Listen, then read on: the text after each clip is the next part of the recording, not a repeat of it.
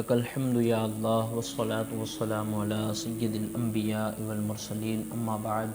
فاعوذ باللہ من الشیطان الرجیم بسم اللہ الرحمن الرحیم۔ اللہ تبارک و تعالیٰ کی پاکیزہ کتاب قرآن مجید فرقان حمید، جس کی بڑی شانیں ہیں، یہ رب تبارک و تعالیٰ کا کلام ہے۔ اللہ رب العزت نے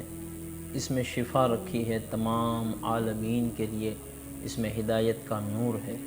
تو رب تبارک و تعالیٰ کے اس کلام کی جو ہے وہ بڑی شانیں ہیں اور بڑی صفتوں سے قرآن مجید مزین ہے۔ اللہ کے پیارے حبیب دانہ غیوب احمد مختار محمد الرسول اللہ صلی اللہ تعالیٰ علیہ وسلم، آپ کا ارشاد مبارک ہے کہ جس شخص نے قرآن سیکھا اور اسے سکھایا اور جو کچھ قرآن مجید والفرقان الحمید میں ہے اس پر عمل کیا، بروز قیامت یہ قرآن مجید اس شخص کی شفاعت کرے گا اور اس شخص کو جنت میں داخل کرائے گا۔ قرآن مجید کی تلاوت کے بڑے فضائل ہے کہ میرے آقا صلی اللہ علیہ وآلہ وسلم نے ارشاد فرمایا کہ جو قرآن مجید کا ایک حرف پڑھے گا اللہ پاک اسے 10 نیکی عطا فرمائے گا۔ اور نبی کریم صلی اللہ تعالیٰ علیہ وسلم نے ارشاد فرمایا کہ میں نہیں کہتا کہ الف لام میم یہ ایک حرف ہے، بلکہ الف ایک الگ لفظ ہے، لام الگ لفظ ہے اور میم جو ہے یہ بھی ایک علیحدہ جدا گانا لفظ ہے۔ قرآن مجید والفرقان الحمید پورا ایک ساتھ نازل نہیں ہوا، بلکہ قرآن مجید والفرقان الحمید مسلمانوں کی ضرورت کے مطابق تھوڑا تھوڑا کر کے نازل ہوا۔ 23 سال میں مکمل قرآن مجید کا نزول ہوا، اور یہ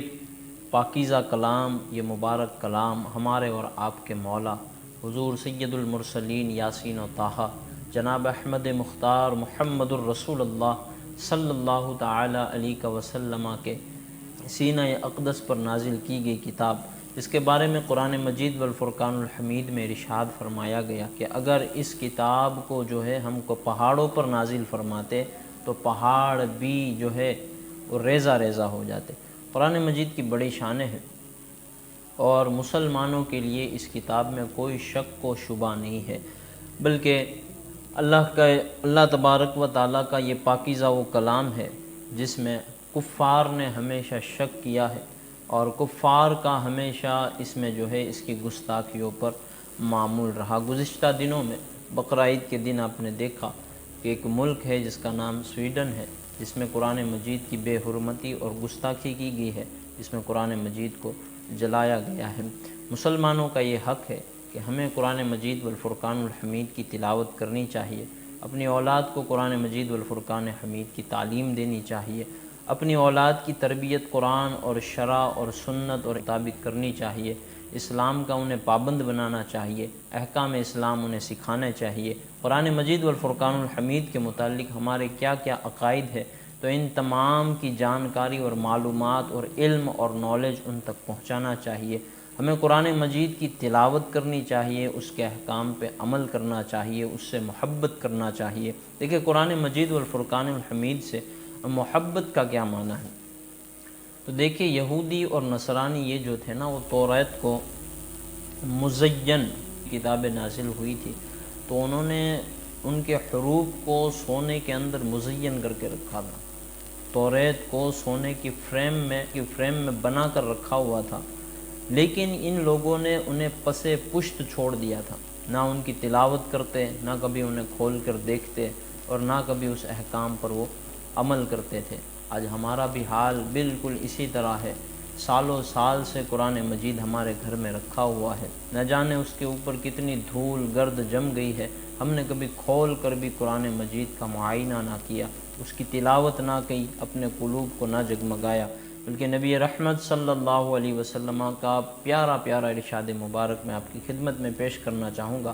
نبی پاک صلی اللہ علیہ وسلم ارشاد فرماتے ہیں ہر چیز کو زنگ لگ جاتا ہے، ہر چیز زنگ آلود ہو جاتی ہے، جس طرح لوہے کو زنگ لگ جاتا ہے اس طرح دلوں کو بھی زنگ لگ جاتا ہے۔ فرمایا گیا کہ یا رسول اللہ صلی اللہ علیہ وسلم اس سے نجات پانے کا کیا راستہ ہے؟ تو نبی پاک صلی اللہ تعالیٰ علیہ وسلم نے ارشاد فرمایا کہ کثرت سے قرآن مجید کی تلاوت کرنا اور کثرت سے موت کو یاد کرنا۔ دیکھیے یہ دو چیزیں ہیں جو دلوں کے زنگ کو دھو دیتی ہے اور اس میں نور بھر دیتی ہے، اللہ تبارک و تعالیٰ کی یادوں کو بھر دیتی ہے، اللہ کے محبوبین بندوں سے عشق پیدا کر دیتی ہے، شریعت کے مطابق زندگی گزارنے کا جو ہے ہمیں راستہ بتاتی ہے، اور شریعت سے ہمیں بے انتہا بے حد و پناہ محبت کرانے کا ایک راستہ ہمارے سامنے کھل جاتا ہے۔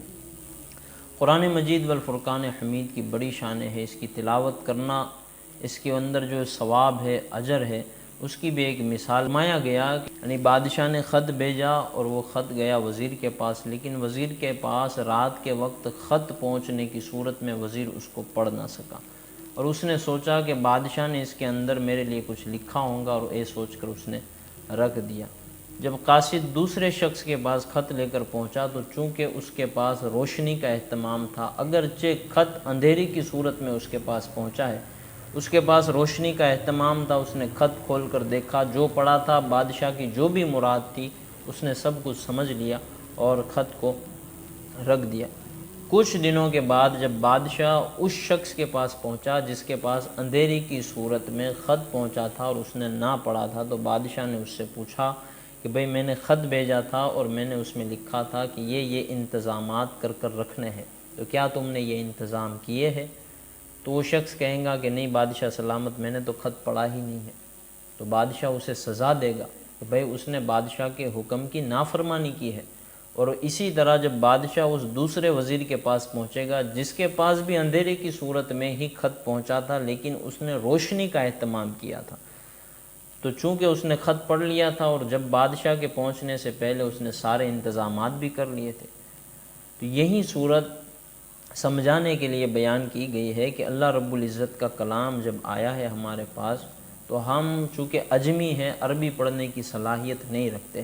تو ہم اندھیرے میں گویا کہ ہے کہ ہم اس کا علم نہیں رکھتے ہیں، اس زبان کا، اس لغت کا، ٹھیک ہے، اس کی گرامر سے ہم واقف نہیں ہیں، تو ہمیں سیکھنا چاہیے، اجالے کا اہتمام کرنا چاہیے، ہمیں اس علم کو حاصل کرنا چاہیے۔ اگر ہم نے بس ایسے ہی کتاب کو رکھ دیا کہ جی بھئی یہ قرآن کی عظمت ہے، تو قرآن کی عظمت اور قرآن کی شان کے مطابق دیکھیے یہ دنیا کی وہ واحد کتاب ہے جس کا دیکھنا بھی ثواب، جس کا چھونا بھی ثواب، جس کا پڑھنا بھی ثواب، جس پہ عمل کرنا بھی ثواب، اور جس کو چومنا بھی ثواب، اور جس کو گھر کے اندر رکھنے سے گھر میں خوب خیر و برکت کا نزول ہوتا ہے۔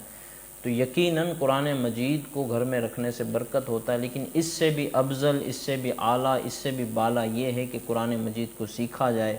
اس کے احکام کو سمجھا جائے کہ اللہ پاک ہمیں کیا میسج دے رہا ہے، اللہ پاک کس آیت میں ہمیں کس چیز کا حکم دے رہا ہے، تو ان ساری چیزوں کا بھی ہم پر جاننا ضروری ہے۔ قرآن کے حقوق میں سے ایک حق یہ ہے کہ قرآن کو پڑھا جائے، قرآن کو سمجھا جائے، اس کے احکام کو عام کیا جائے اور اپنی اولاد تک جو ہے قرآن کی تعلیم پہنچائی جائے۔ اگر ہم قرآن پاک کو مضبوطی سے تھام لیں اور اس کی تلاوت کا معمول بنا لیں تو آج کل کے جو یہ گستاخان قرآن ہوتے ہیں، جو قرآن مجید فرقان الحمید کی شان میں جو یہ گستاخیاں کیا کرتے ہیں، تو پھر ان کی کبھی بھی ہمت نہ ہوگی کہ یہ قرآن پاک کی ایسی گستاخی کرے۔ اپنے پیارے محبوب صلی اللہ تعالیٰ علیہ وسلم کے سینہ اقدس پر نازل کی گئی اس کتاب کا بے حد و انتہا تعظیم، تکریم، ادب کرنی چاہیے، اور اسے ہمیشہ ہمیشہ اپنے سینے سے لگا کر اس کی تلاوت کرنے کا معمول بنانا چاہیے۔ اللہ پاک ہم سب کو قرآن پاک کا نور عطا فرمائے، قرآن کی تعظیم کرے، ادب کرے، اور جو لوگ قرآن پاک پڑھنا نہیں جانتے، اگر آپ جانتے ہیں تو انہیں سکھائے، اور اگر آپ خود قرآن پاک پڑھنا نہیں جانتے نا، تو گستاخوں کے خلاف جنگ تو یہی ہے کہ ہم سب سے پہلے قرآن پاک کو پڑھنا سیکھ لیں، اور جب ہمیں قرآن پاک پڑھنا آ جائے نا تو دوسروں کو بھی قرآن پاک کی تعلیم دینا ہمارا فریضہ ہے، ہم اس فریضے کو انجام دیں۔ بے شک اللہ پاک اس کا بہت سارا اجر اور بہت سارا بدلہ ہمیں آخرت میں عطا فرمائے گا، تو اللہ پاک ہم سب کا یہ عمل قبول فرمائے۔